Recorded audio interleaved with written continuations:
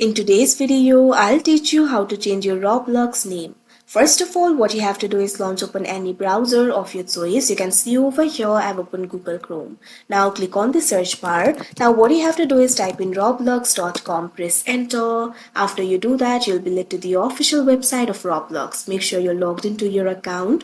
You can see over here initially you'll be led to this kind of interface. So if you want to change your name, for that you'll have to access the settings. In order to do that, click on the gear icon that you can see at the top right corner of your screen. Now you'll be able to find various options over here. Click on this option settings that you can see on the screen. You'll be able to find various options over here. Make sure account info option is selected.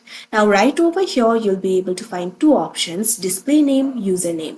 If you want to change the username, you can see over here you need 1000 Robux for that. So if you have 1000 Robux, you'll be able to change the username.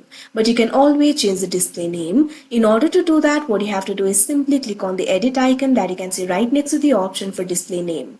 Now you can see over here you'll be able to change it. You'll be able to change the display name once every 7 days. So simply click on the field of display name. It is the initial display name.